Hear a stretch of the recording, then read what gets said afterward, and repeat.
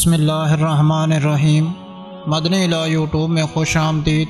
السلام علیکم ناظرین، آج ایک اور عمل کے ساتھ آپ کی خدمت میں حاضر ہوں۔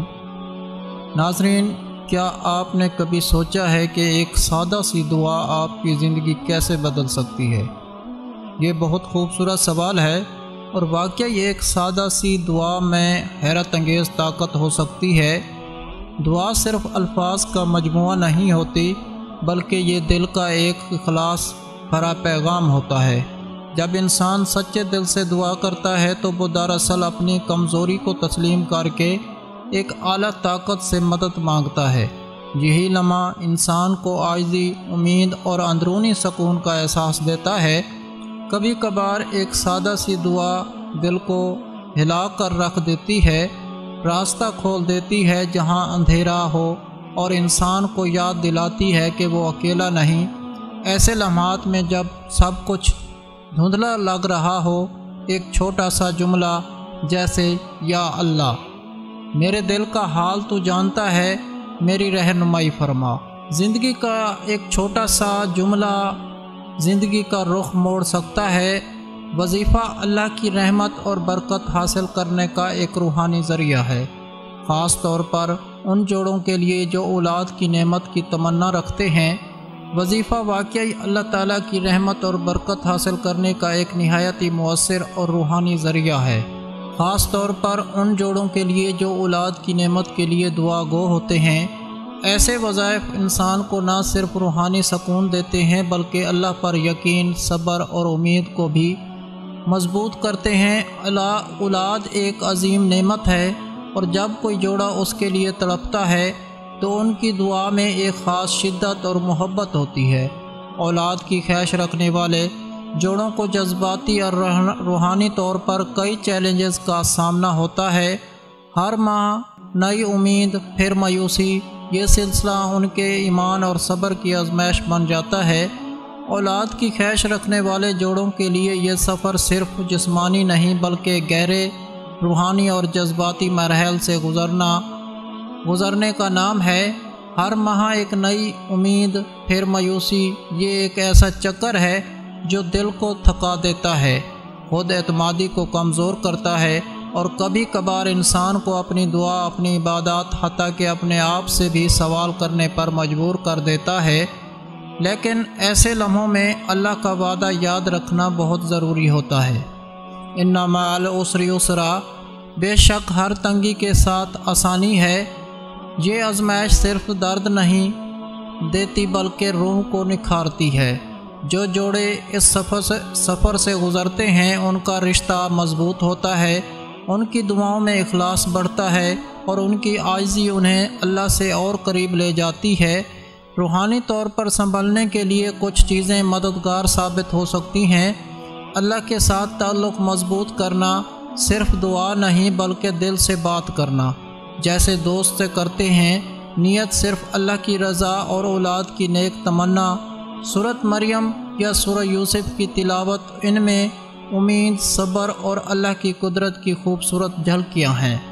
اپنے دل کی بات کسی قریبی سے کرنا، جذبات کو دبانے کے بجائے بانٹنا، اور سب سے بڑھ کر یقین رکھنا کہ اللہ سنتا ہے اور وہ تاخیر کرتا ہے، انکار نہیں۔ بعض دعائیں دیر سے اس لیے قبول ہوتی ہیں کہ وہ جب پوری ہوں تو وہ صرف نعمت نہیں بلکہ رحمت بن کر آئیں۔ ایک خاص وظیفہ جو اولاد کے لیے پڑھا جاتا ہے وہ ہے سورۃ مریم کی آیت کا 21 نمبر آیت کا ورد۔ اسے پاکیزگی کے ساتھ ہر نماز کے بعد 21 بار پڑھیں اور اللہ سے گڑ گڑا کر مانگیں۔ یہ وظیفہ اللہ کی رحمت کو جلد نازل کرنے کا ذریعہ بن سکتا ہے۔ تو ناظرین، عمل بتانے سے پہلے میری دعا ہے اللہ پاک سے کہ تمام مسلمان بے اولادوں کو اولاد عطا فرمائے۔ اللہ پاک جن کو بیٹیاں دی ہیں ان کو نیک صالح بیٹے بھی عطا فرمائے، جن کو بیٹے دیے ہیں ان کو نیک صالح بیٹیاں بھی عطا فرمائے۔